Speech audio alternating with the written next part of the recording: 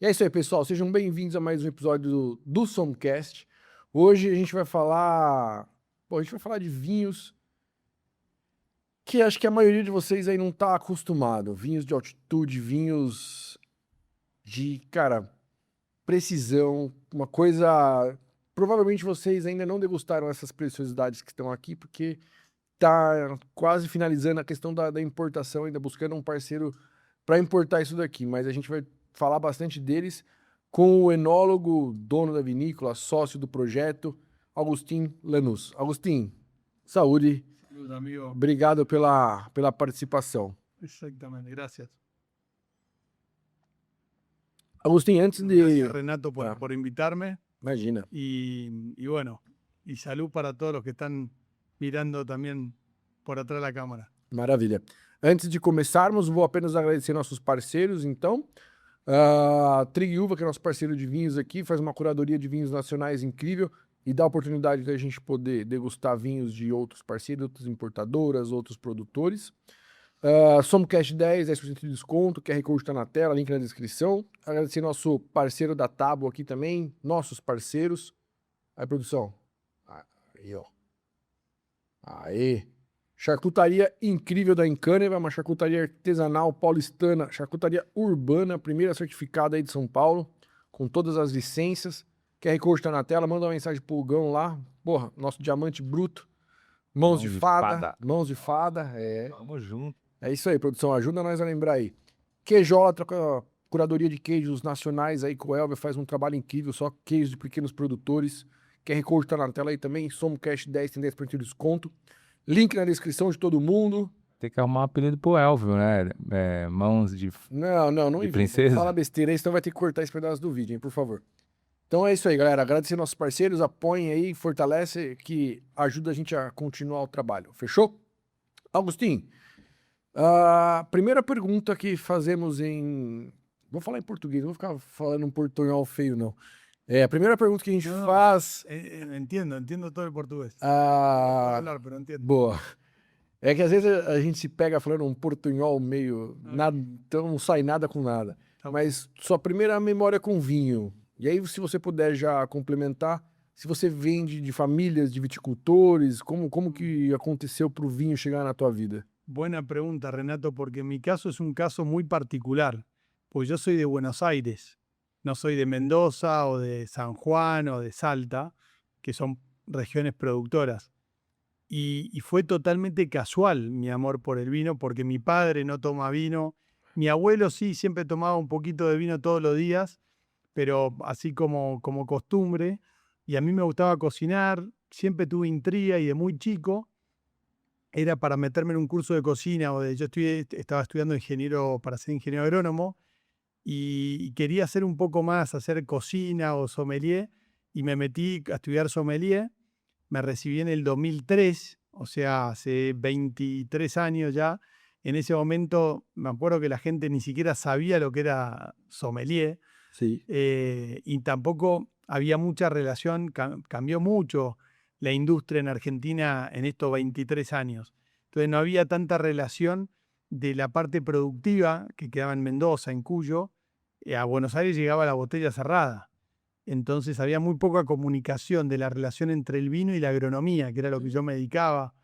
Así que bueno, ahí una vez que empecé a estudiar sommelier, hice una primera vendimia en Mendoza. Mi primera vendimia fue ahí en el 2004 con Caiquén, con Toti Sí, Undurraga. que estava do lado da Caiquém, lá no Descorchados. Exactamente, Sí. todo al lado mío. Ahí fue mi primera cosecha. Y ahí la verdad que fue un amor a primera vista. Ó, pausa aí, galera, que a gente vai agora caracterizar o Agustin. Ó, Querían que me ponga la voz. Y bueno, sim, é uma marca registrada. Eu falei, tem que ter, né? Não podemos... Aí, agora vocês estão reconhecendo quem é. É, agora sim. No, bueno, fue una muy linda cosecha con Toti, aprendí mucho y ahí descubrí la agronomía de los vinos. Y eso fue para mí lo que más me atrapó.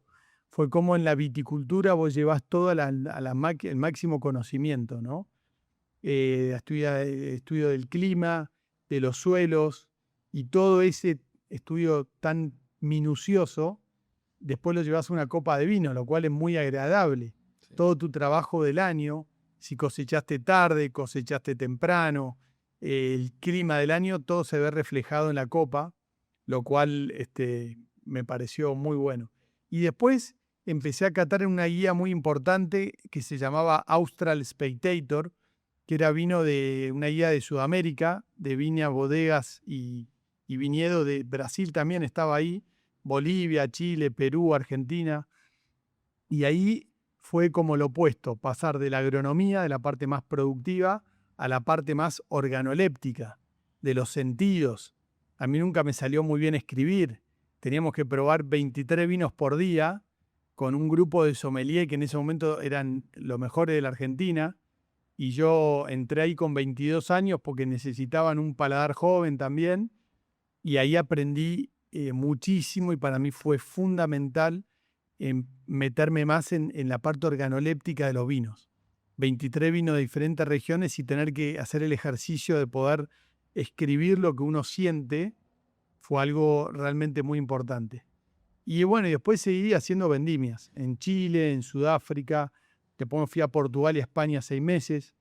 Volví, estuve en Rutini un tiempo en Mendoza y ahí gano una beca para hacer el vinífera, que es una maestría en Francia, en Montpellier 1 año y en Bordeaux, en inglés. Y después tenías que elegir o 2 universidades de Italia, o una de Alemania, o Portugal, o España. Yo elegí Italia.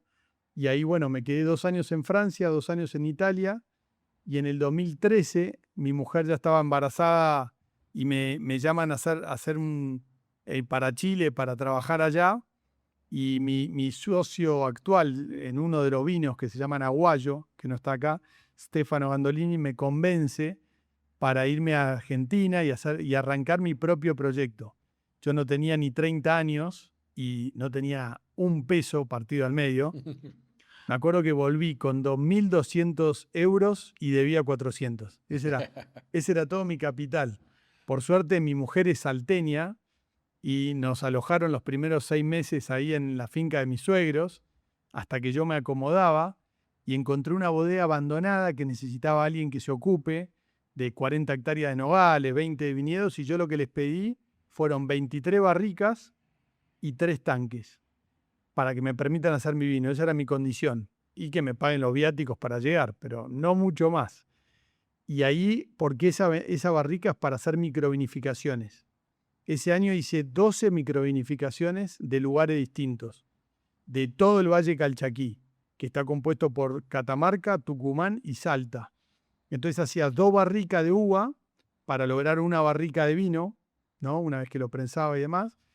Y bueno, y eso para mí fue revelador porque si bien yo ya había en Francia justamente que había que elegir con otros amigos de otras nacionalidades una región, yo elegí los Valles Calchaquíes, ya lo tenía algo estudiado y por eso me llamaba mucho la atención. Cuando vos a una zona puede estar muy linda, podés ver el agua, el suelo, podés creer en la zona, pero hasta que no la haces vino nunca te vas a dar cuenta el verdadero potencial que tiene, ¿no? Sí. Entonces, para mí haber hecho vino de tantas zonas distintas fue el proyecto que se armó, que es Altos Terruños. Altos Terruños fue el nombre original del proyecto, hoy es la sociedad. Pero cuando lo registramos, vos podés creer, Renato, que en el 2013, hace 13 años en Argentina, no estaba registrada la marca Terruño. O sea, el primero que registré la marca Terruño en Argentina fui yo hace 13 años. Digo, para que se vea cómo cambió, ¿no? En tan poco tiempo la concepción del vino. Y no existía este modelo que hacía yo, donde no tenía bodega, no tenía viñedo, tenía muchas ganas, eso sí, y por ahí una convicción de querer hacer mi propio proyecto. Entonces empecé mucho por la parte, llamarle comercial, de hacer toda la inversión poca que yo tenía, era para elegir las mejores zonas, hacer muy buenos acuerdos con productores y después, bueno, invertir en comprar el corcho, la etiqueta, la botella. Y bueno, y ahí me asocié con un americano, con David Galland, que es mi socio actual también, que le encantó el proyecto. Nos gusta mucho hacer cabalgatas. lo conoció así, me pidió que lo ayude a hacer una cabalgata. Le conté el proyecto y enseguida me dijo, es espectacular, pero si no tenés plata, Sim. jugar a ser bodeguero sin plata es muy difícil. Hoje em dia é um investimento muito alto em tudo, né? Tecnologia. Por más que no hagas tu bodega y tu viñedo, sigue siendo una inversión alta. Y ahí me dio ese impulso que si no hubiese sido difícil de lograr mis primeros vinos en el mercado, ¿no? Que eso fue, bueno, en el 2016. Y ahí aparece Bad Brothers, ¿no? David vive en Cafayate hace muchos años, fue uno de los principales propulsores de un barrio que se llama Estancia de Cafayate, que es muy lindo ahí, con una cancha de golf, cancha de polo. Y ahí, bueno, Bill, Agustín y David es el nombre de Bad Brothers, ¿no? El Sí. Bad, Bill, Agustín y David. Bill después es un enólogo conocido de Napa Valley, por problemas personales, después no pudo volver más a Cafayate, quedamos David y yo. Y entonces separamos lo que es Bad Brothers, que es la zona central del Valle Calchaquí, de 1600 a 1900 metros de altura, y Zunal, que era el proyecto de Altos Terruños. Lo que pasó con Terruños es que no lo pudimos registrar en Estados Unidos y en otros países. Entonces a David se le ocurrió inventarme una palabra en quechua, que en quechua todas las palabras terminan con al, y entonces puso que era Sun Altitude, Zunal, sol y altura, y al tiempo me dice, no te diste cuenta, es tu apellido al revés, o sea, el Lanús al revés, y podría ser perfectamente una palabra quechua. Así que de ahí aparece Zunal, terruño de extrema altura, donde jugamos con el Malbec y las criollas, desde hace muchos años. Nosotros fuimos los primeros en hacer criolla en Argentina, en el norte de la Argentina, y los segundos en Argentina en general. Había empezado Carasur unos años antes, amigos míos que ya habían incursionado con esto de hacer criollas chicas secas. Posso apenas te interromper nessa questão da crioula? Queria que você pegasse seu celular, tá aí? E mostrasse aquela foto que a gente viu na feira ontem, que você mostrou aqui. Eu vou colocar na câmera para vocês verem. Sim. E aí você comenta um pouquinho dessa planta. Só a gente está acostumado com condução de videira mais tradicional, tudo mais. Sí. Eu quero mostrar isso aqui para vocês terem uma dimensão aqui do que eu estou falando. Olha o tamanho dessa planta aqui, que tem mais de 120 anos, né? Impresionante. Esa familia que ayer justamente cosecharon. Ah, Esta es una criolla chica, esta familia tiene criolla chica y criolla blanca. Cuando llegaron en el 1906 ya estaban esas plantas, muchas de esas plantas. mais de 120 anos, tranquilamente. No podemos decir antes de 1906 cuándo estaban, pero son zonas que son muy remotas e inhóspitas del Valle Calchaquí, muy difícil de llegar, están a 4 horas en camioneta de Cafayate, entonces tiene una pureza en esa variedad, Sí. es impresionante. Y esa señora Marta, se llama, que trabajo con ella del 2014, todos los años me decía, no, se va a llevar la blanca, y para mí llevarme la blanca era un problema porque se oxidaba la uva Muito rápido, né? mucho rápido. Ah.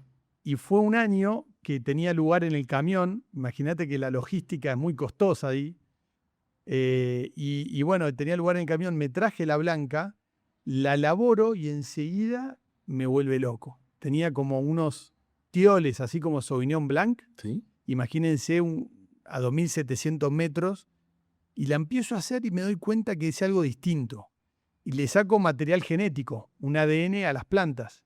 Los llevo al INTA, los llevo a Chile y descubrimos que no es torrontés, no es moscatel, no es ninguna de las variedades conocidas, es una variedad nueva, muy, muy vieja.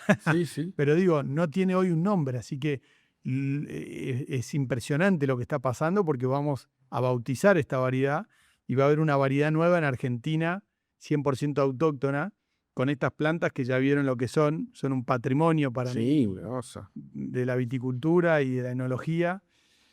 Así que nada, muy excitante eso también. Sim.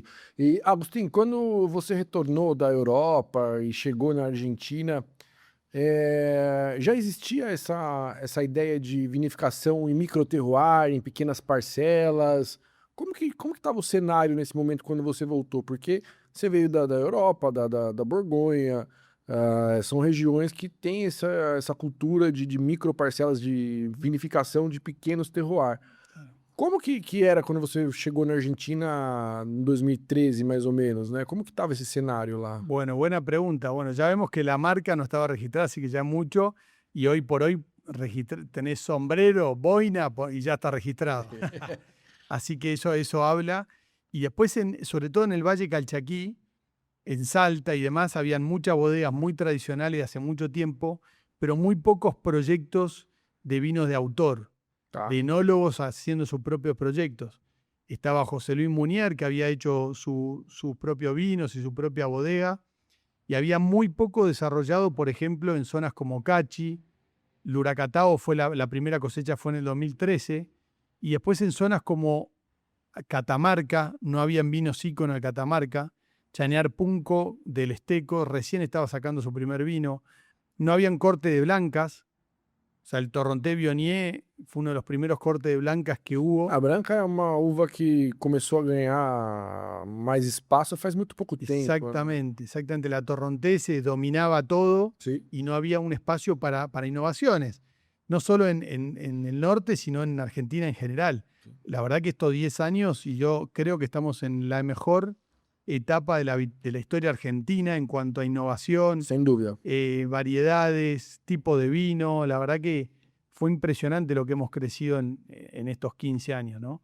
Y bueno, y el norte no, así como a mí me entusiasmó venir de Europa, que para mí fue muy formativo, porque en zonas como Barolo, yo trabajé en Chereto. Chereto ya de por sí tiene Barolo, Barbaresco, y se lleva también su despalilladora y sus bombas a la bodega de Barolo.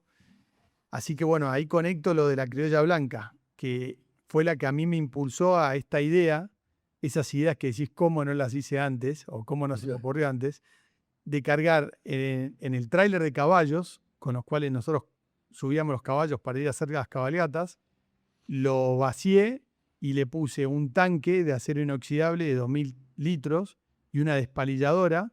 Entonces me armé una bodega móvil. Sim. Entonces, en vez de traerme del Huracatao, que como te decía, está 4 horas en camioneta, o sea que en tráiler está 7 horas, traerme 1200 kilos de uva fresca en cajones. Hoy, ya moliendo la uva allá arriba, en la montaña, me traigo 2500 litros de mosto. Sim. O sea que triplifico la logística, y es una experiencia espectacular, porque muchas de esas familias no hacen vino hace mucho tiempo. Entonces tuve momentos muy lindos de las hijas, Elas nietas. vendem a uva, né? Venden la uva para consumo y muchas de ellas se perdieron las plantas. Sim, sim. La dejaron de regar, la dejaron de podar. Así que son economía de subsistencia igual. Ellos tenían estas plantas de criolla chica porque es la variedad que se usa para hacer vino, así como tienen sus cabras, sus quesos, sus huertas. Subsistência total. Exactamente, no es que vas a un almacén a 10 minutos a comprar lo que te falta. O sea, todo lo tenés que proveer. Y ni te cuento si hay una lluvia, si no pasas el río. O sea, realmente están muy alejadas. Pero eso es un poco la historia del norte de la Argentina. ¿Por qué hay tanta criolla chica? Porque viene del virreinato del Perú, viene de la principal economía del norte era engordar mulares y bueyes para la minera de cobre de Chile. Entonces era la zona más poblada. El último gobernador realista es de ahí, de Molinos. Así que hay una historia muy fuerte ahí y donde no hay criolla grande, a diferencia de Mendoza o San Juan. La criolla grande es como una derivación, así como la torrontés, de la criolla chica y de la moscatel, y es una variedad muy rendidora, rinde 30.000 kilos por hectárea, una uva así de grande, y ya no hay, entonces la reemplazaron por la criolla chica. Ahora, en el norte, estas plantas están en las familias de las casas. En los jardines de las casas tenés 20 plantas, 50 plantas. Entonces, el gran trabajo es ir familia por familia a recolectar estos cajones, ¿no? E essas plantas que têm mais de 100, 120 anos, qual é a produção de uva em quilo, assim, por planta, assim? 500 gramas, 1 quilo, 1,5 quilo, 2 quilos? Como? Más. É porque é uma planta La muito planta, grande, né? La planta Renato nace acá y termina Nos 2 quilômetros. 15 metros. Literal, o sea, es impresionante. Y encima, los sistemas de conducción son muy variados. Sim, Hay é mais familias natural, né? 100%, hay familias que son más prolijitas y tienen todo más cuidado, hay otras que no. Es como entrar en cada familia, ¿no? Sim, a uva por si só ela é uma trepadeira, né? Uma planta Exactamente. que vai buscando. Va buscando todo, entonces de repente se arman mugrones, Né? se mete para abajo, vuelve a Sobe, salir. volta. Entonces varía mucho el rendimiento, si querés, por planta, pero son muy rendidoras. O sea, hay plantas que terminan dando hasta 40 racimos por planta. Estás hablando de 20 kilos por planta. Que legal. O sea, sí, interesante. Então daí quase uma... Quantas garrafas dá por planta, mais ou Y menos? 10, 12 botellas, mas- 15 É, botellas. umas 15, né? Sí. Puede llegar a eso, sí. Que legal, cara. Legal. E aí, Agostinho, puxando um pouquinho da tua experiência em vários países europeus, Itália, em regiões, o que você acha que você trouxe para a Argentina, assim, dessas experiências fora do país? Né? Qual técnica você acha que se aplica hoje que vieram dessas experiências na Europa? Bueno, una de las cosas más lindas, Renato, para mí del vino es justamente esa. A mí me encanta viajar, me encanta conocer cultura, me encanta comer, me encanta entender un poco la cultura del vino relacionada al paisaje, al ambiente y Não tem nada melhor que isso. nada más lindo que eso, y a la gastronomía, y todos los lugares donde hay vino generalmente son muy, muy lindos. Así que realmente gran parte de mi decisión de decir, toda mi familia se dedica a las vacas, a la ganadería, a la agricultura extensiva, a la soja.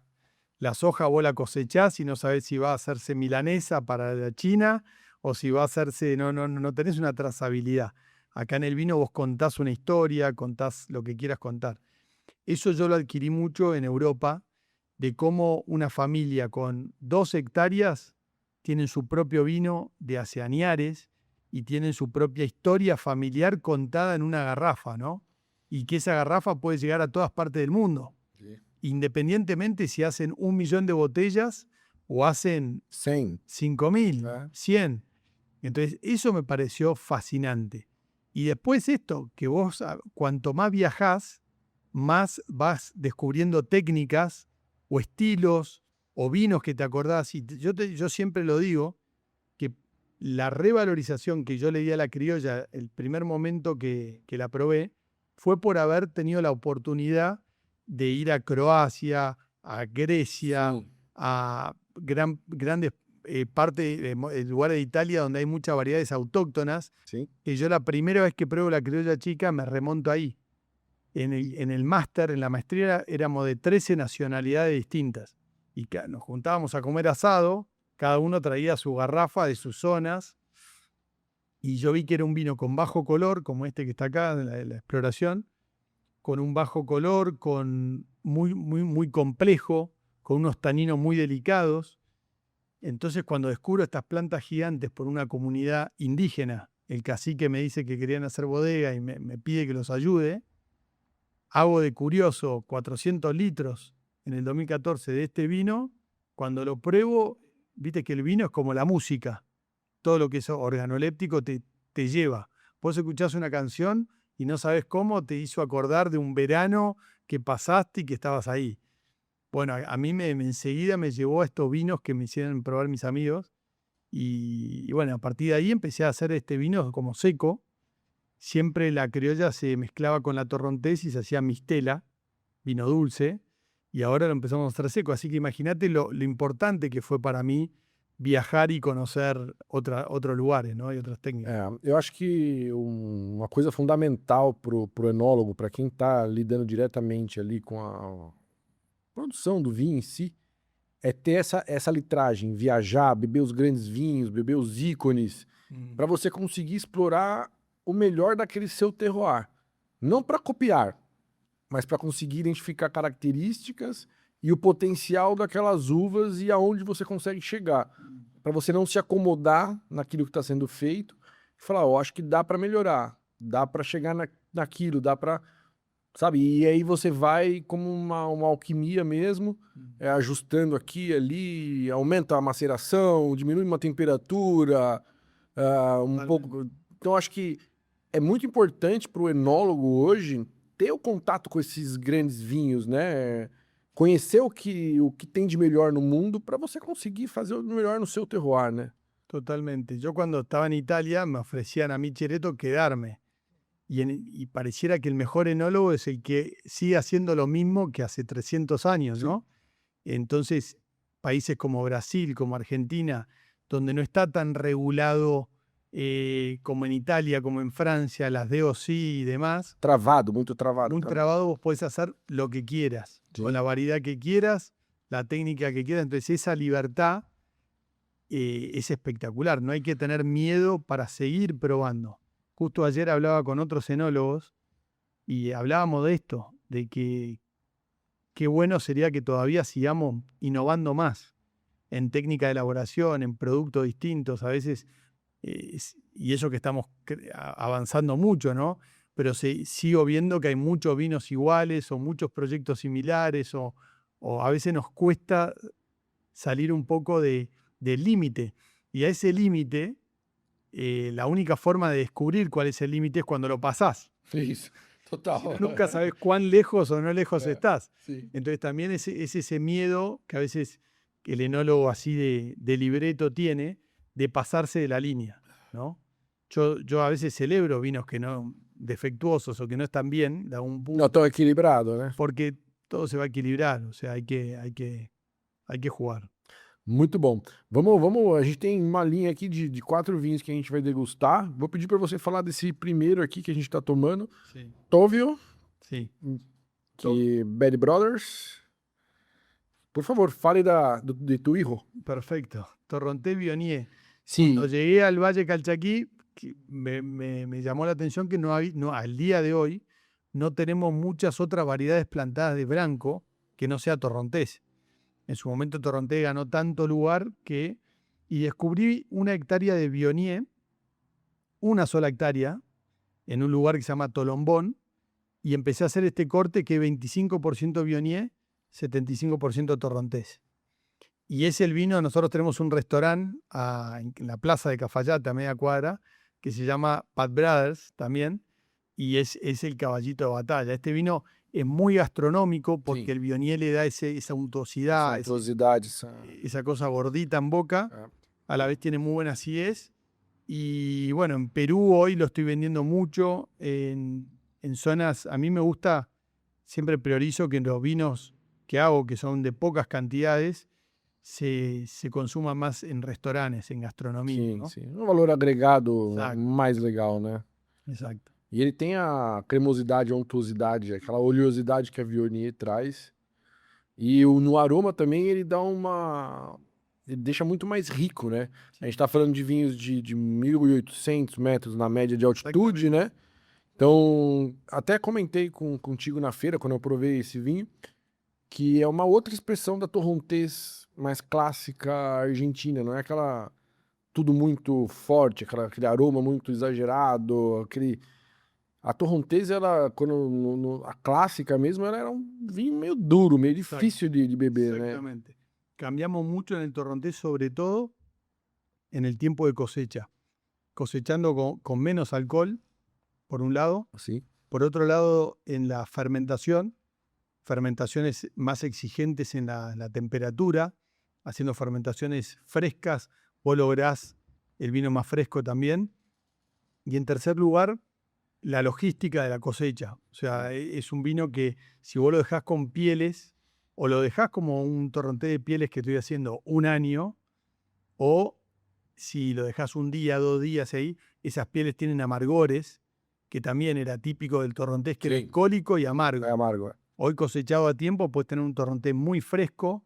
Estamos haciendo torrontés de bajo grado de alcohol, como te comenté, con Sí. 8 grados de alcohol nomás, que es espectacular. Yo creo que es la nueva versión del torrontés, es lo que viene. Para essa nova geração que foca muito em saúde, menos álcool, funciona maravilhosamente. Totalmente. Y además una variedad que al ser aromática, naturalmente, tenés aromas, por más que sea cosechado tan temprano y demás. E acredito que é uma tendência argentina hoje fazer essa torronteza de altitude. Tomei uma no teu vizinho do Descorchados ali com o Juan Pablo, lá da Caiquene, Sí. que esteve aqui no podcast, e tinha um torrontês lá, eu falei que o que é isso, né? Não consegui identificar no nariz, porque a torrontês é muito fácil de identificar. Claro.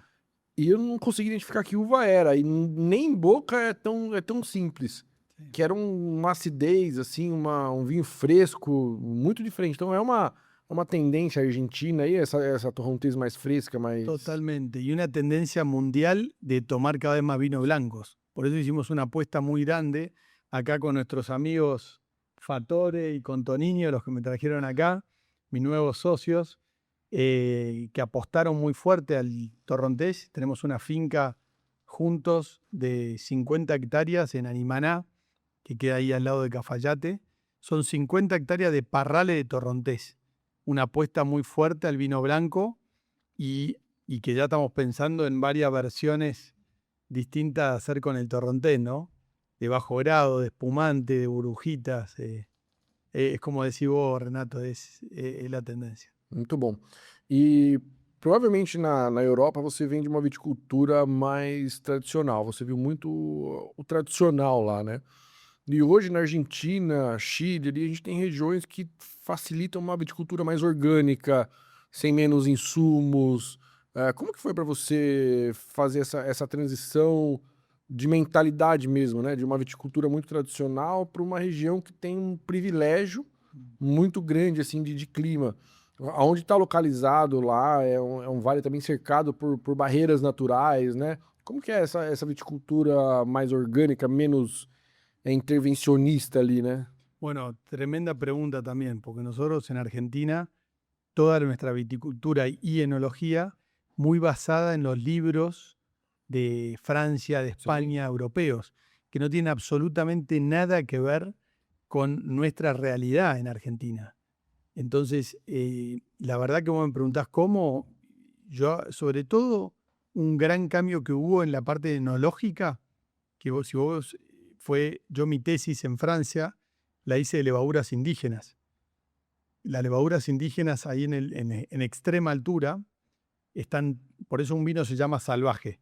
Un vino se llama ilógico por las distancias tan raras. Otro vino se llama exploración por esta exploración permanente de innovar y de hacer cosas. Y salvaje viene por las levaduras. En extrema altura hay mucha carga de levaduras. Entonces, vos podés perfectamente fermentar, hacer una fermentación espontánea. Y a mí lo que me pasaba que si yo me guiaba con los libretos de enología clásica, como decís vos, de 24 a 26 grados, enseguida estas levaduras tan salvajes, con tanta fuerza, se me iban a 30 grados. Sí. Y a 30 grados me cocía todos esos aromas tan exóticos y tan distintivos que tiene esta zona, ¿no?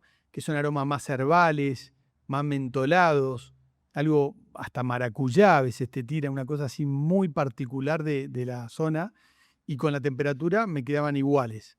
Entonces, cada año empecé a fermentar a menor temperatura. Sí. 23, 22. Hoy ya estamos fermentando los Malbec, los tintos, a 20, 21 grados. Y termina la fermentación perfectamente y no hay que asustarse de nada, ¿no? Nosotros, para los que están escuchando, la fermentación tradicional es sembrando levaduras Saccharomyces, ¿no? Para que termine la fermentación.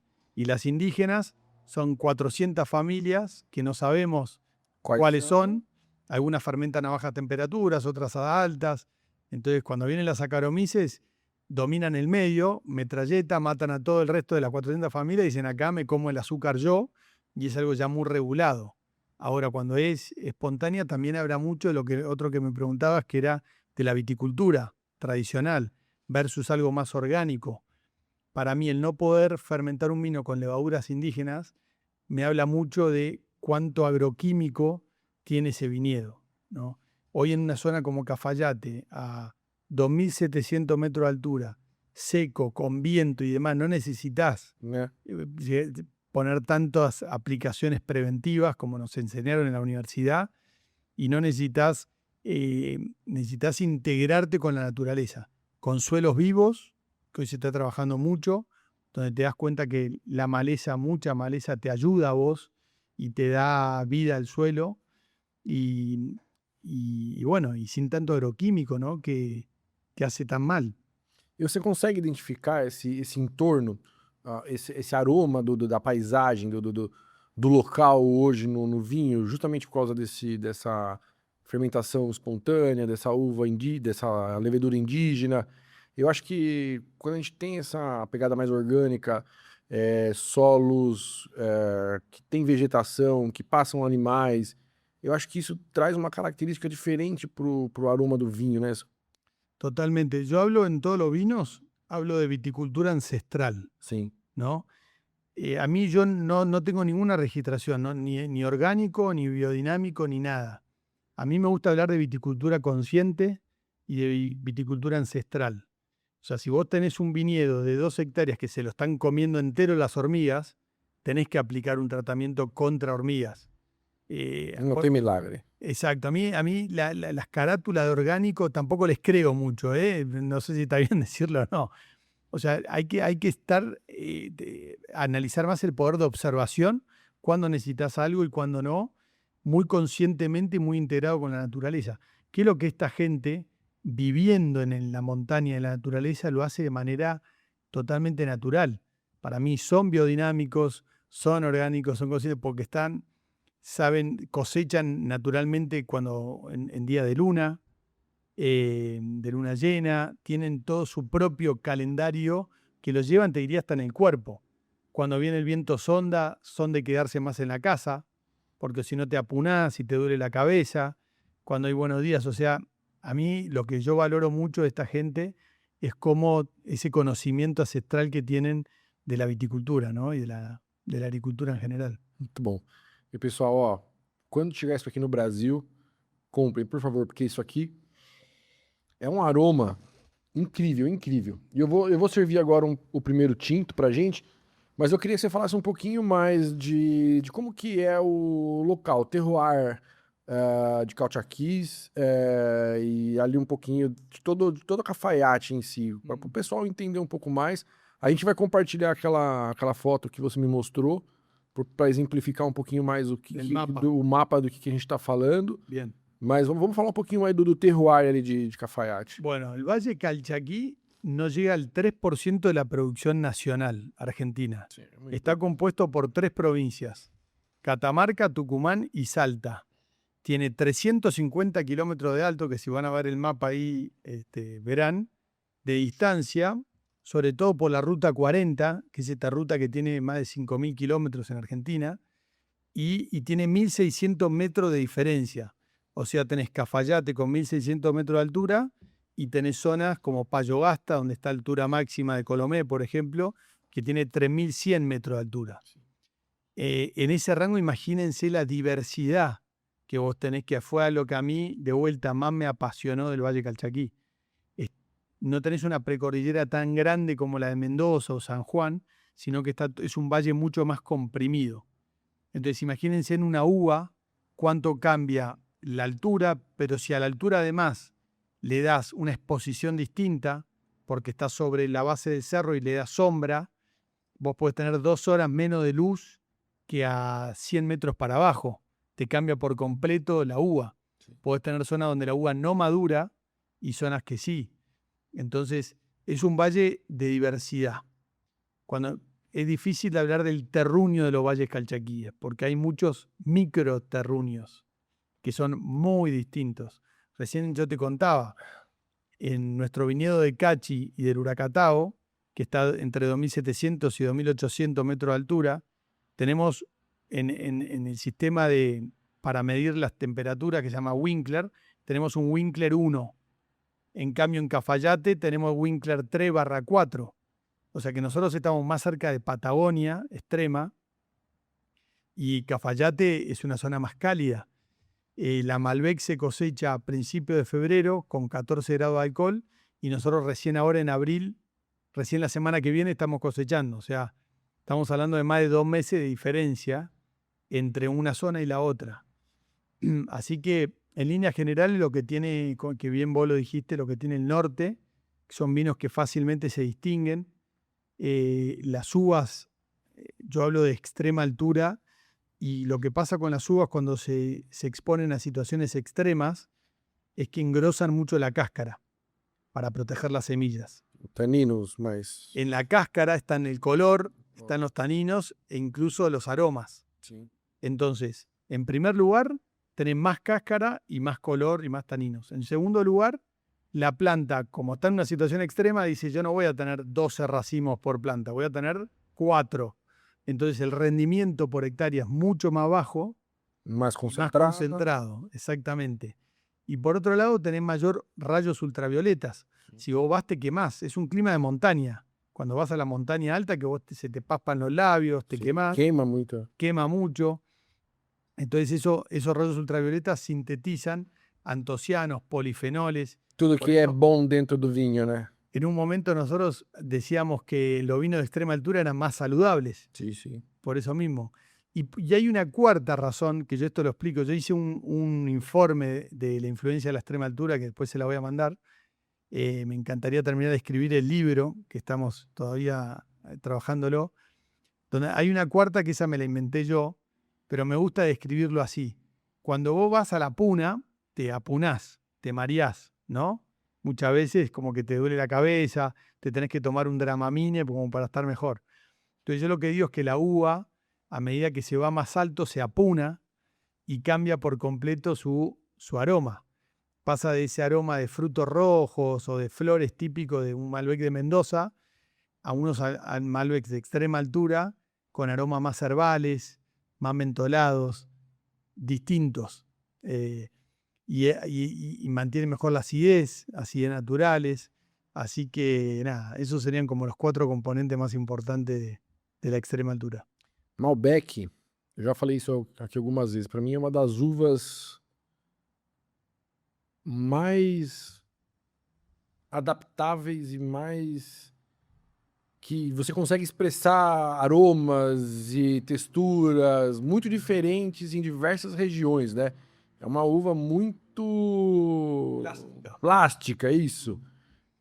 Plástica a las distintas zonas. Sim, acho ela incrível, assim, as expressões que ela... dentro de um terroir, claro, curto, mas com muita mudança de altitude e tal, cara, perfis de vinho totalmente diferentes, né? Totalmente. Bueno, por eso yo elegí la Malbec como este vehículo de mostrar las distintas zonas. Sim.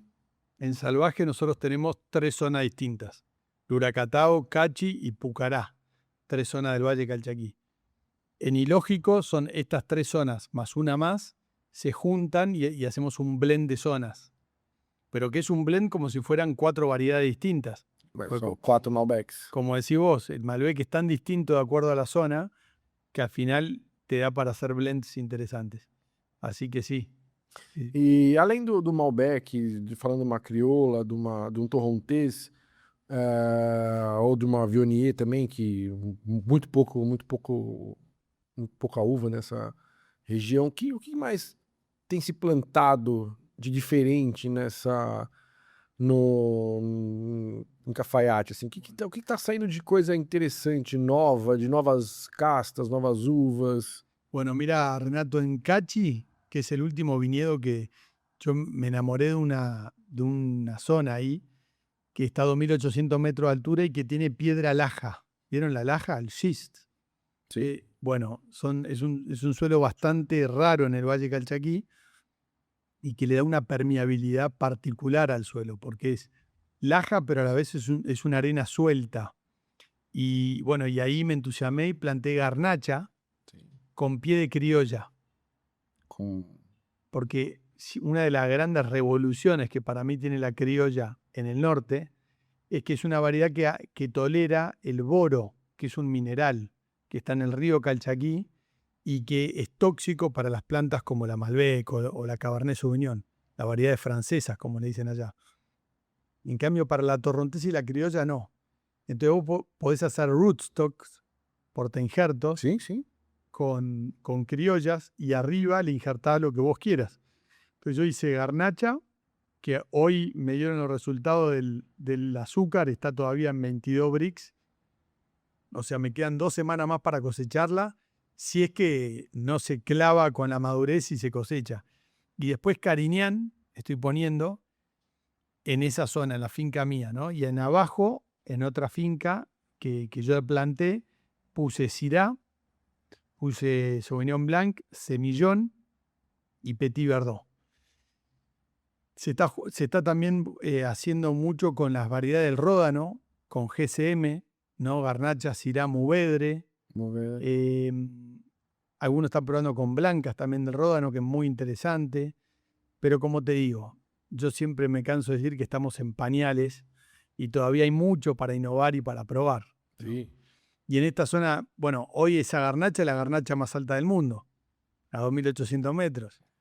En la Cariñán también. Haga lo que hagas ahí, batís un récord, porque son la zona más, los viñedos más altos del mundo, ¿no?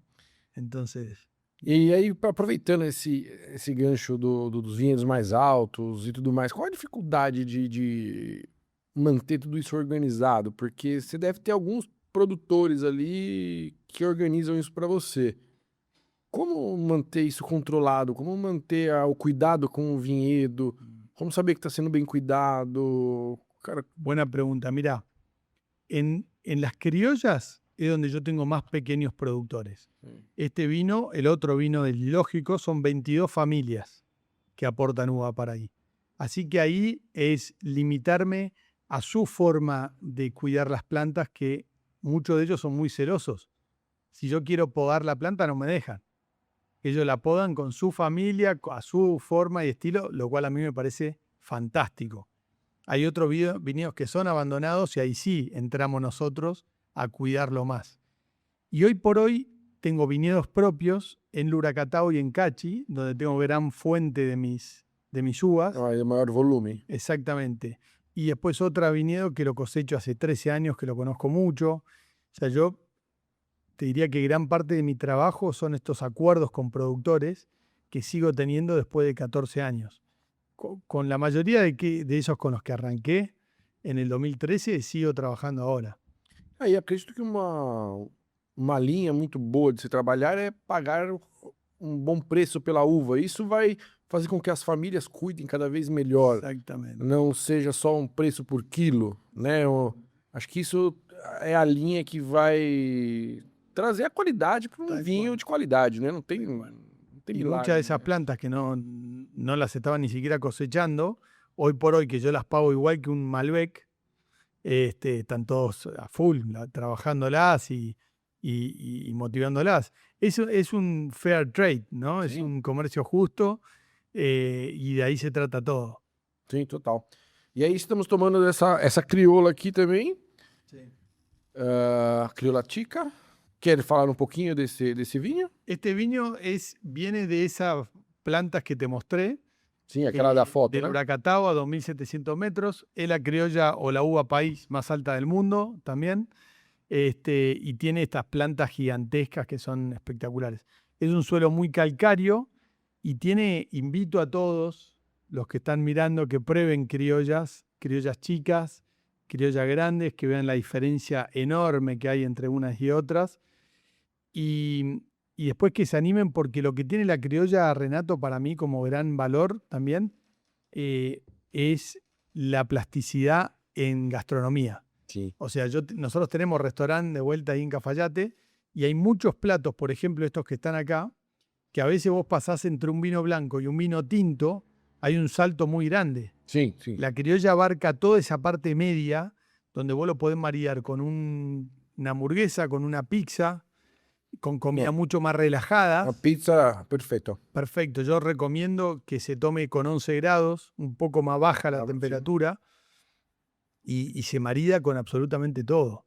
Con quesos, con fiambres, con charcutería, con pasta.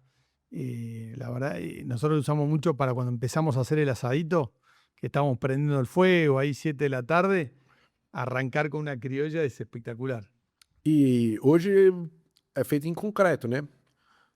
Esse vinho aqui, nos ovos de concreto, certo? Sí, Exactamente. Yo tengo 12 huevitos de concreto de 2.200 litros y ahí donde hago todo lo que es la exploración, ¿no?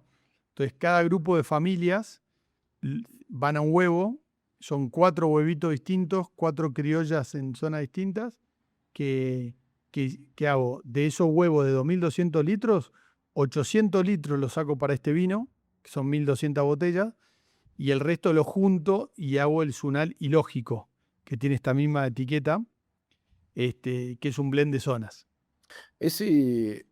Falando contigo, dá para entender que você consegue ter um processo criativo muito legal, né? Porque você tem tanto terroir, tanto pequeno produtor, tantas uvas distintas assim, e realmente fazer essas microvinificações. Como que é na hora de definir? Claro, hoje você já tem uma linha estabelecida, mas não dá vontade de criar coisas novas, fazer vinhos novos? Claro que tem que se pagar no final, né? Afinal, é uma empresa, né? Mas não dá vontade de criar muita coisa nova com. Es un gran punto. O sea, el peor problema es cuando un enólogo es el dueño de la bodega.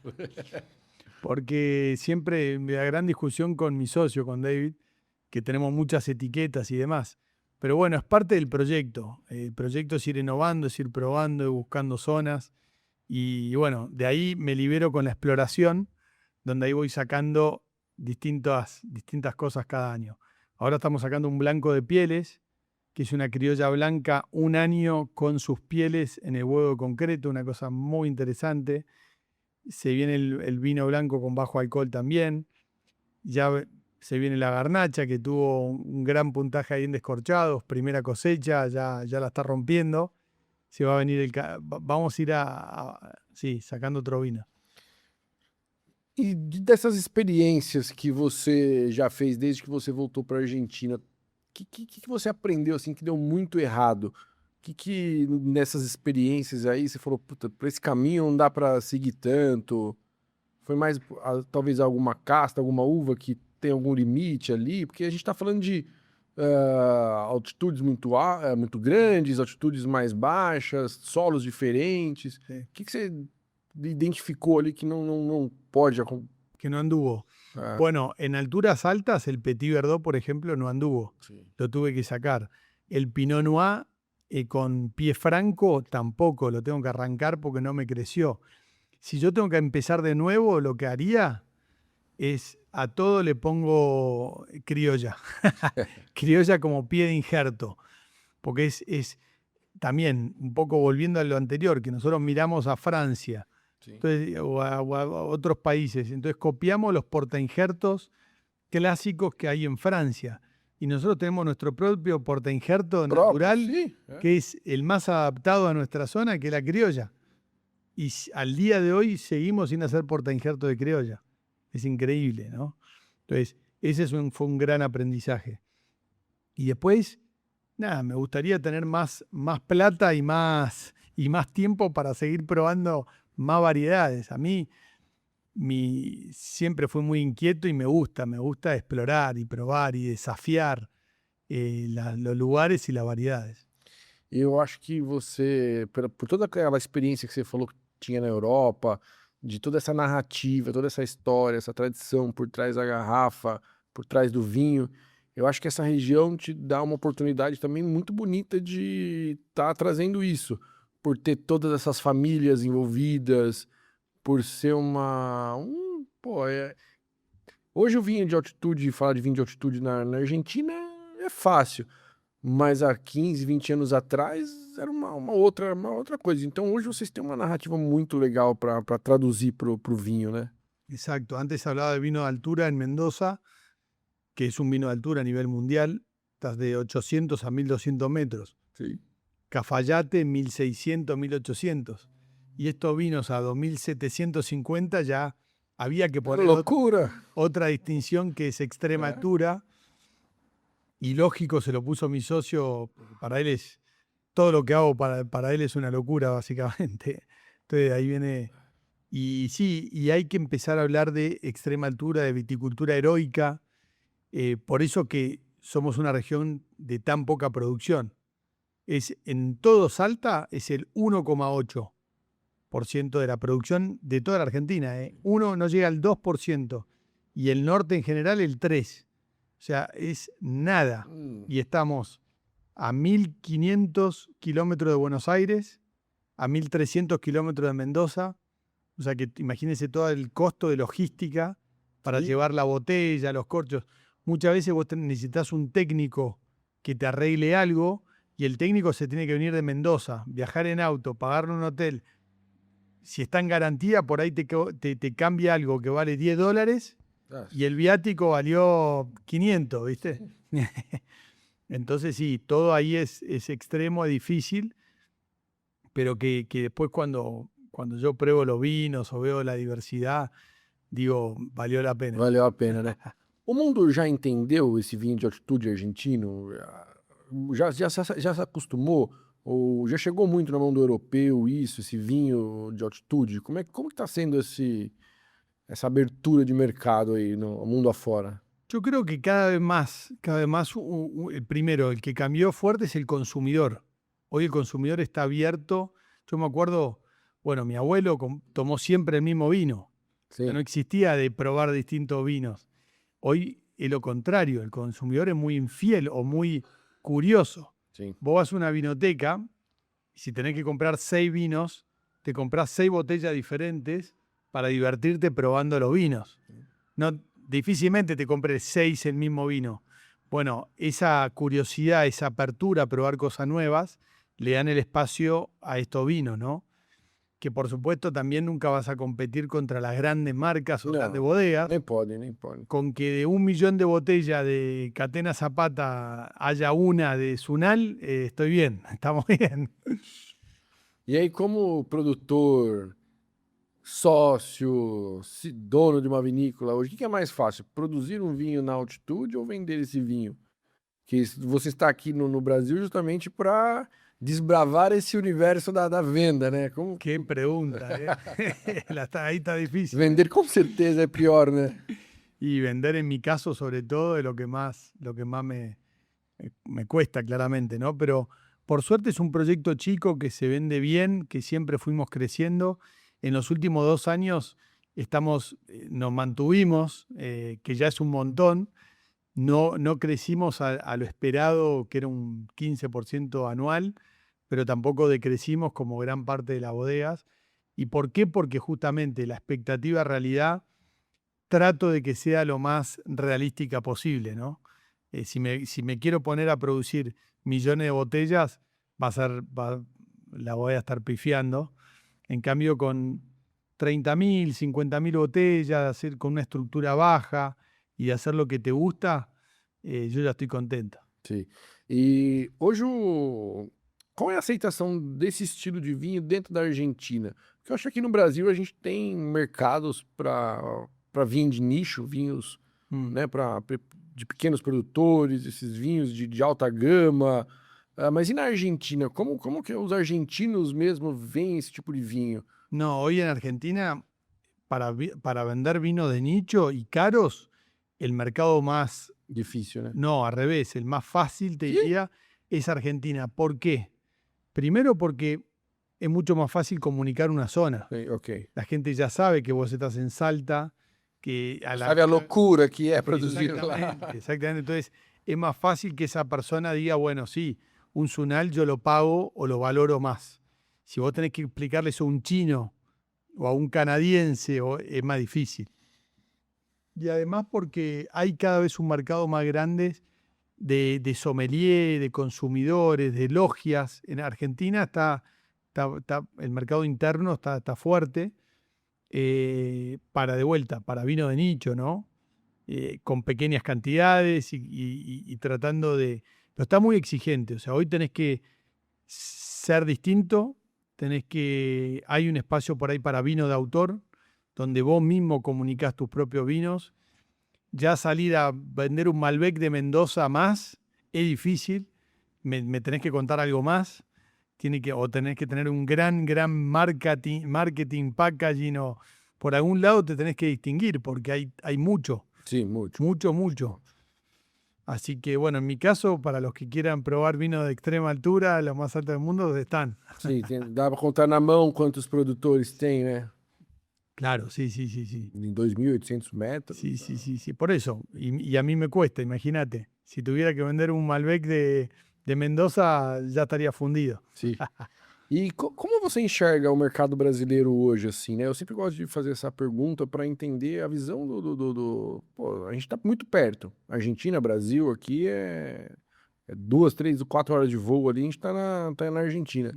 Mas qual que é a visão que vocês têm do mercado brasileiro hoje de vinho, assim? Como que vocês enxergam a gente? Mirá, Renato, yo la verdad que hace mucho que no venía, no conozco mucho el mercado brasilero, me quiero empapar. Escucho que va a ser un mercado en el futuro de los más importantes y ascendentes.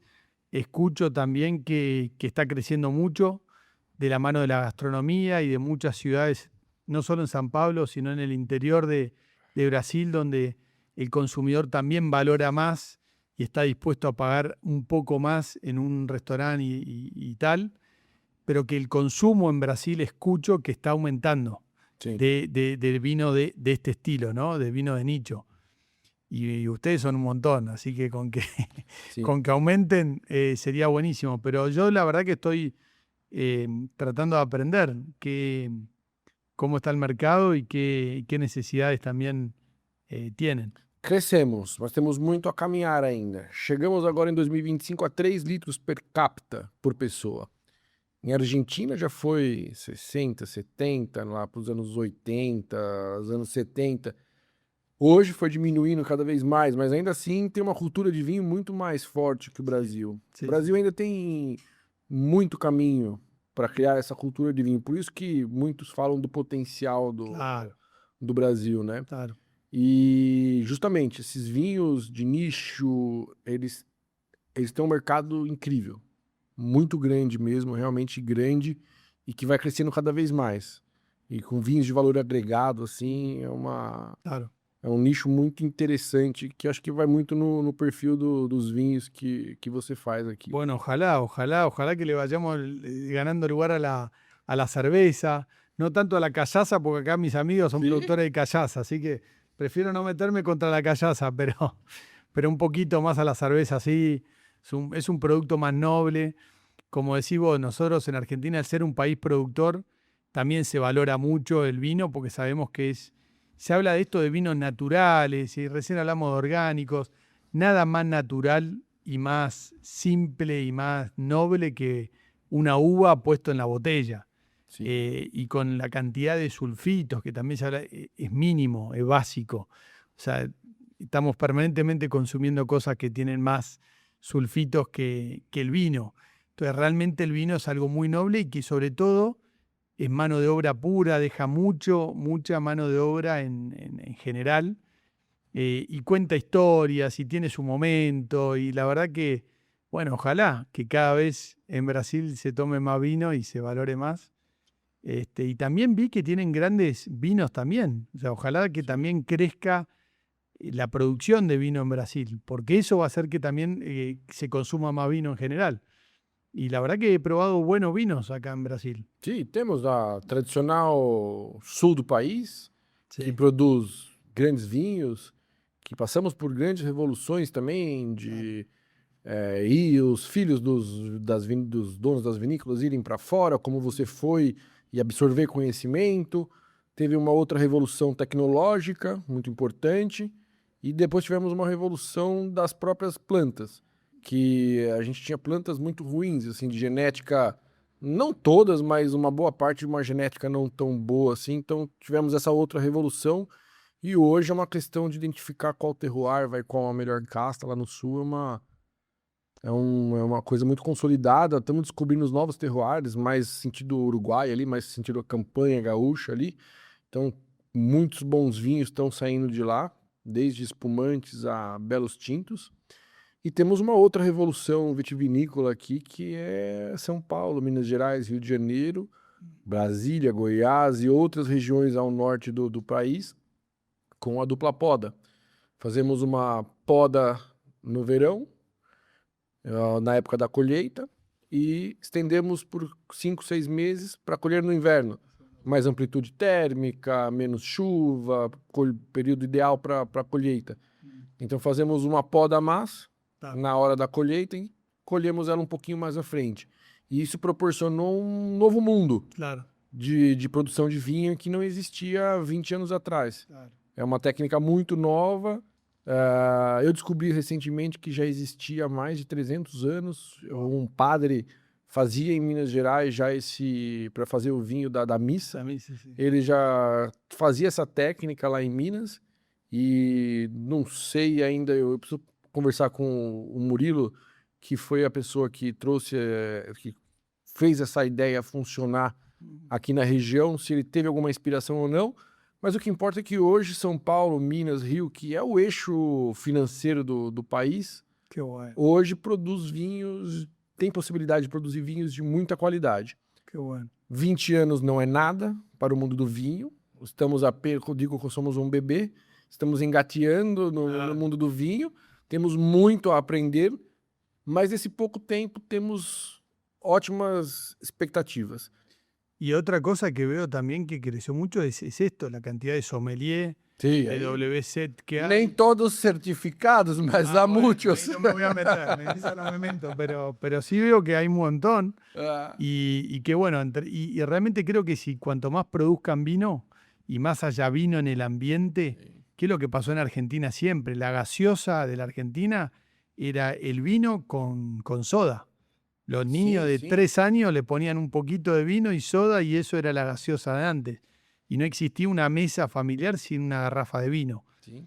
Entonces, ojalá que eso cada vez más aparezca en Brasil y bueno, y se valore más. Y otra cosa también que me parece importante es que empezar a desmitificar un poco el vino, ¿no? Sim, por Como favor. decía Messi, escucharon que Lionel Messi decía que había que tomar vino con Sprite. Sim, sim. Y bueno, ahora todo el mundo está tomando vino con Sprite en Argentina porque lo dijo Messi, pero vino con lo que venga, con lo que sea. Com gelo, com o que quiser. Con Beba hielo, vinho. con soda, con que sea vino, un poquito de vino. Mas já contaram uma experiência dessa aqui no podcast. No começo, a gente entrevistou uma pessoa e ele falou que a visão de vinho dele mudou quando ele ficou um tempo na Argentina, que ele tinha uma família que morava lá, os parentes, e ele foi pra lá. E eles foram pro jogo do Boca, assistir Boca, e os primos dele, há muito tempo atrás, cortaram uma garrafa de Coca-Cola, colocaram um vinho com soda e foram bebendo pro estádio e de uma forma tão natural assim, e aquilo mudou a visão dele pro vinho, assim, sabe? Sí, sí, sí, sí, Mas a gente não tem essa cultura aqui, né? No, la tienen con la cerveza. Sim, Cerveza full, muchos litros. sim. Pero bueno, pero el vino, por ahí esa versión de esto, de vinos con bajo grado de alcohol, un vino de 8 grados está muy cerca de una cerveza artesanal con 5 o 6 grados. Hoje temos cervejas, Bueno, ó, con mucho grado. Por Mucho eso, grado. un vino de poquito menos grados, más fresca, con soda o con hielo o con Sprite, termina siendo una bebida más refrescante, sim. por ahí que un tinto con 2 años de barricas. Ah, Otra cosa que también en Argentina se fue cambiando mucho es la temperatura de servicio. sim. Te servían el vino caliente. A temperatura natural, né? Claro, eso es intomable, ¿viste? Hay que ayudar un poco también en el servicio a los sommeliers que escuchan de servir el vino fresco. Cambia totalmente. Así que yo le tengo un gran potencial, ojalá. Y bueno, y ojalá que venga más seguido, así lo seguimos promocionando. Sim. E agora eu coloquei um pouquinho para eu provar aqui desse ilógico. Sí. Mostra aí, produção. O rótulo já é. Aqui já tá falando das cavalgadas que você gosta, né? Sí, sí. Bueno, y Lógico es un blend de todo el Valle Calchaquí. Es el único blend en la Argentina hecho por 3 provincias distintas: Salta, Tucumán y Catamarca. 4 alturas: 2700, 2400, 2200, 2100. Tá 4 com uma boa memória, boa memória. 4 suelos. Así que bueno, tienen un poquito de tiempo en barrica viejas, pero sobre todo es frescura. Una identidad muy de lo que es como nuestro caballo de batalla, es la línea de entrada de Sunal. Es un vino de $10 ex-work, o sea, acá será un vino de $25, no sé cuántos reales serán. Depende de cada importadora. Claro. pero es un vino como dentro de nuestra línea de extrema altura, el más de entrada, y con esa personalidad que a mí me gusta tanto tratar de expresar, que es Mas traz aquele herbal. herbal que você comentou no nariz, né? Aquela coisa das ervas mais frescas. Aqui traz um pouquinho, né? Exactamente. Tiene esa parte herbal, tiene molle, que vendría a ser como el aguariguay nuestro, como esa hierba de campo, jarilla, que me gusta mucho. E ó, um vinho 2022 e já tá com uns taninos muito legais, assim, né? Todo domadito. Uma boa acidez também. Quanto tempo você acha que esse vinho vai estar perfeito, assim, para beber? Quanto tempo de guarda? Acho que mais uns... Guarda tiene un montón porque tiene buena acidez y tiene taninos. Sim, sim. Pero perfecto, 10 anos. perfecto, la verdad que no lo sé. Y va a depender mucho ya de cómo se guarden los vinos. De Sí. esto que hablábamos antes. Si vos a este vino, por más fuerza que tenga, lo dejás en calor, Ah, sim. en altas temperaturas. 2 anos está morto. Y está muerto, sí. Ah. Acá en Brasil, sobre todo, hay que tener cuidado porque las temperaturas son altas. Sim. Entonces, ya después de unos 4 años, ya no tenés grandes vinos, sino grandes garrafas. Sim. Depende de cómo se va. Mas tem um potencial incrível, porque tem um tanino muito bom, muito legal, e tem uma acidez bem legal mesmo, assim. Sí, Lógico siempre fue un vino que domina esta herbalidad que te digo, esta parte de la fruta de extrema altura. Y ahí, a 2700, 2800 metros, yo logro esa acidez natural, no agregada, que es un poco, si querés, lo que más extraño de Europa. En Europa no hay acidez agregada, es una acidez natural que entra como distinto en la boca, es mucho más legal, como decimos, más balanceada. Y bueno, y por eso hacemos tanto lío de irnos tan arriba, ¿no? Porque buscamos esos puntos de acidez. Sim. É realmente, mas assim, uma parte herbal muito fina, né? Não é um herbal muito enjoativo, nada. Ele vem de uma forma muito sutil. É que a fruta não tem nada a ver com o Cabernet, mas ele lembra um herbal muito fino de um Cabernet, assim, mas é que as frutas não tem nada a ver. Sí, mucha gente lo... Es más, me acuerdo cuando vinieron los Master Sommelier a Cafayate y yo di una masterclass de los Valles Calchaquíes y pusimos algunos vinos y no nos creían, vino de ahí arriba, ¿no? Yo llamo extrema altura arriba de los 2200 metros, porque ahí donde veo que el valle se arman estos microterruños y donde tenemos muy pocos productores y demás. Y ahí no nos creían que era Malbec. Sí. Pensaban que había algo más. O Tanat. Tienen piracinas, como decía vos de Cabernet. Tiene un poquito de piracina, sí. Es un Malbec distinto. Sim, tá nem tanto, mas um pouquinho de Cabernet Sim. parece que tem um tempero. Exacto. E como que você vê o futuro do vinho na Argentina, assim, né? A gente tá falando de 20 anos aí que houve uma revolução do vinho. A gente saiu daqueles vinhos de muito álcool, muita fruta, muita madeira, para hoje vinhos de altitude mais frescos, com uma acidez muito mais presente, com muitos vinhos de baixo teor alcoólico. Para onde você acha que está caminhando essa viticultura argentina hoje? Bueno, para mí estamos en la mejor etapa de vuelta en cuanto a diversidad y a estilos. Por otro lado, estamos en una crisis que hace más de 20 años no había. Es en Argentina, ¿no? A Argentina sofre muito, né? Tem altos e muitas crises, altos e crises. Esta crisis está siendo fuerte, sobre todo, muy fuerte, porque se junta. Entonces, ¿qué va a pasar con esta crisis? Y que lamentablemente muchos productores de uva no van a poder seguir, muchas bodegas van a decir no me dedico más a la bodega y me dedico a otra cosa. En esta crisis hay mucha depuración también, o sea, y muchos de los que se dedican al vino por ahí como hobby o como algo más y se van a ir quedando en el camino, y los que realmente nos dedicamos a esto y hay una pasión, hay una tradición y algo más, bueno, ojalá que no sea tan fuerte, pero Pero sí, hoy hay que decirlo, estamos en una crisis vitícola importante.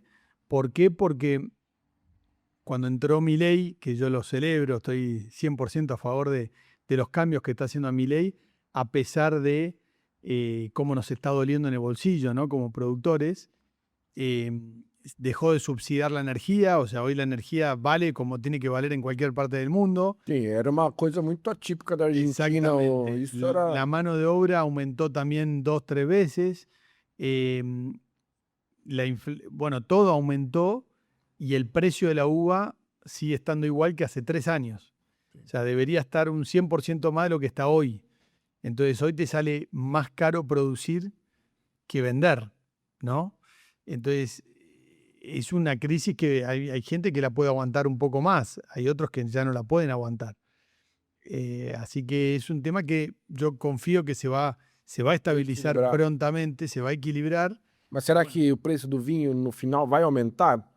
Porque vocês trabalham muito com uma precificação dolarizada, né? Exacto, sí. E pra gente aqui no Brasil hoje já tá um pouco difícil, por exemplo, ir para Mendoza e usufruir das tradicionais bodegas que tem lá. Para você comer num bom restaurante dentro de uma bodega, para você tomar uns bons vinhos na bodega, pra gente que tem um poder aquisitivo interessante aqui, ya está ficando caro. Sí, ¿qué te parece? Sobre todo, bueno, eso también se tiene que equilibrar. Ah, Coincido con vos. En Cafayate, en Salta, somos más baratos que en Mendoza. Sí, así sí. que pueden venir ahí. dá uma esticadinha, 1.500 quilômetros para lá, ou não, mas... Bueno, va a venir un vuelo, dicen que de Sao Paulo a Salta. Así que, no, hay mucho turismo brasilero, pero es como decís vos, todo está un poco desequilibrado, de a poco se va a ir equilibrando. Se va a ir equilibrando. Sim. Bom, vamos provar esse último aqui. Oh, desculpa, vamos provar o último. Obrigado, produção. Que esse aqui já é um Malbec 2021. Vamos lá. Aí o... Este es un Malbec que viene de una zona, es un valle muy, muy grande, se llama Luracatao, a 2.750 metros, donde el único productor ahí soy yo, cargando este viñedo hace Põe aí, produção. 12 años. Aê. Ah, a gente ajeita aí. Que bonito, hein? Y está realmente Nada mais Una muy- selvagem que um cavalo, né? muy salvaje, la zona en general, mucha hierba natural, mucha distancia, mucha rusticidad también. La idea es tratar en este vino de domar esa rusticidad, esa potencia, esa concentración en un vino muy elegante y demás. Y ahí vienen estas técnicas de elaboración que contábamos antes, que no hay que seguir los protocolos de nuestros padres españoles ni franceses, sino que son vinos con tanta potencia que hay que moverlo muy poco. El ser humano, si yo a vos te dejo solo con una gran fuente de guiso, con una linda cuchara de madera y con una gran canasto de especies, y te digo, tenés que estar 40 minutos mirando la olla, pero no puedes hacer nada más. Sí. A los 10 minutos vas a empezar a abrir sobrecitos, vas a empezar a revolver. Sim. El ser humano tiende a intervenir. A veces la mínima intervención que Não, mas se a habla, mínima é necessário, senão vira vinagre, né? Não É mais tem difícil. milagre. exacto, nos pasa con nuestros hijos, Sim. que a veces uno quiere intervenir, a veces hay que dejar que se tropiecen, que Sí. se equivoquen. E a vida É. vá consertando. Exacto, respirar profundo. Bueno, acá en la uva pasa algo parecido. Hay que dejarla a la uva solita, no darle tanto movimiento, darle tanta cosa, sino dejarla lo más natural y que fluya lo más posible. Sim. Esse Así que acá tiene vinho muy poco movimiento este vino. estava aberto um pouquinho mais de tempo, não sei Sí. quanto tempo, Sí, mas sí. em boca tá perfeito. Sí. Tá perfeito, tá perfeito. Bueno, assim. este lo abrimos ayer en la feria y 21 hoy ya estamos en 23. Este es un vino que sacó 96 puntos con descorchados, con Sackling, con Atkins. Siempre el Huracatao nos da bastante satisfacción. Bueno, esta criolla chica también sacó top 100 ahora. Lembra los puntos de las botellas? No me los acuerdo mucho, pero sé que este 96, 95, el ilógico, 94 creo que la exploración y este no me acuerdo. 92, no me acuerdo. Sim, mas é uma crescente natural. Sí. Sim, a linha vai crescendo naturalmente os pontos. Sí, que los puntos que a mí más me importan son los puntos de la gente, ¿no? De la gente que los prueba. sim. Vi- Mas comercialmente Vivino- falando, é muito bueno. Vivino, lo escucho mucho, me gusta ver esos comentarios porque es lo más noble del mundo, ¿no? La persona está disfrutando una cena y ahí nomás pone um comentário del vino. Agostinho, e aí indo para um lado mais pessoal, o que não falta na tua adega? O que você, quando chega em casa, você gosta de beber? Bueno, yo soy, antes que enólogo, soy borracho. Sim. Me gusta mucho tomar vino, me gusta mucho comprar vino, gasto mucha plata comprando vino. Mas vinho argentino ou vinho de Todo. outros? Mirá, cada vez que voy a una feria, me traigo 23 botellas de vino. O sea, la misma cantidad que llevo me Que traigo. leva, sim. Y ahora estoy preocupado, le contaba a Karina recién, porque tengo 2 valijas de 23 kilos incluidas en mi pasaje a Argentina y no tengo un vino todavía brasilero. Así que Vai levar uma que cerveja se de preparen Ribeirão algunas também. vinotecas amigas que voy a Claro. ir y voy a comprar vino brasileiro. No, y tengo una cava grande en casa. Me gusta, me gusta. Ahora, ¿qué tomo yo? Y la verdad que cada vez más estoy más susceptible a los vinos que no son iguales. O sea, y mismo en mi forma de elaborar, ya sea que sea menos rico o más rico, pero que me muestren una zona o una interpretación de una zona o un estilo de elaboración, pero ya lo que está tan camuflado lo evito. O sea, Não, eu chamo muito de vinho de gôndola, vinho de supermercado, no. muito mirtilo, muito leveduras para trazer aromas e... Ah, Bueno, pero es normal, porque yo me dedico a esto, ¿no? sim. Pero sí, no, trato de tomar vinos que a veces menos es más. Sim? No me importa tanto el precio, sino que sean vinos nobles, Muito bom. de zonas. Sim. E tirando essa linha, o que já existe, que a gente consegue ver no site, vai ter QR Code aí depois para vocês acessarem e tudo mais. O que tem de novidade para chegar aí no mercado nos próximos 1, 2, 3 anos aí? Porque eu sei que no vinho, 1, 2 anos às vezes não é nada, né? Então demora um pouquinho mais para chegar. ¿De nuestra bodega? Sim. Bueno, tenemos el vino de 8 grados que ya, Sí, que falou. 2026, yo creo en junio, julio, Cosecha de agora. de ahora. Tá. Junio, julio creo que ya está en el mercado. Después una exploración que es el blanco de pieles, que lo estamos embotellando, me están esperando para embotellarlo. La semana que viene lo embotello. Sim, que é ano de contato com... 15 meses ya que 15 está meses. y lo pusimos en febrero y estamos en marzo, 13 meses, 14 meses porque se va a embotellar en abril, que está con las pieles, ¿no? Y después, bueno, la garnacha y el cariñán, que van a ser las primeras cosechas ahora. Vai fazer varietal? No, sí, varietal. Varietal, né? Varietal. Merece, né? Sí, Sim. y estoy muy entusiasmado con eso. Por eso estoy muy contento de estar en Brasil, pero un poco tironeado porque estamos en época de Cosecha. zafra ya y así que bueno. Bom, muito bom. Agostinho, pô, antes da gente fazer um brinde e eu te presentear então com... É até sacanagem dar o presente que tem aqui hoje, mas a gente vai dar por... Vai ser antes do cervejeiro. Né? Ele vai visitar em loco o presente. Mas vamos lá, deixa eu só agradecer então nossos apoiadores. Então, Triguilva, nosso parceiro de vinhos aqui do podcast, que dá a oportunidade de a gente trazer outros produtores, outros importadores e mostrar a riqueza que esse mundo do vinho tem. Então, acessa lá, triguilva.com, curadoria de vinhos nacionais, só de pequenos produtores, uma curadoria a dedo pelo Gui. Somcast 10% de desconto, acessa lá. Aproveitando o nosso mesmo cupom, QJ. A curadoria que o Elvio faz é incrível. Queijos de pequenos produtores, de queijos de família. Tem que olhar. Se você quiser saber exatamente, olha o episódio do Elvio lá. Mas eu acho que é 1000 vacas.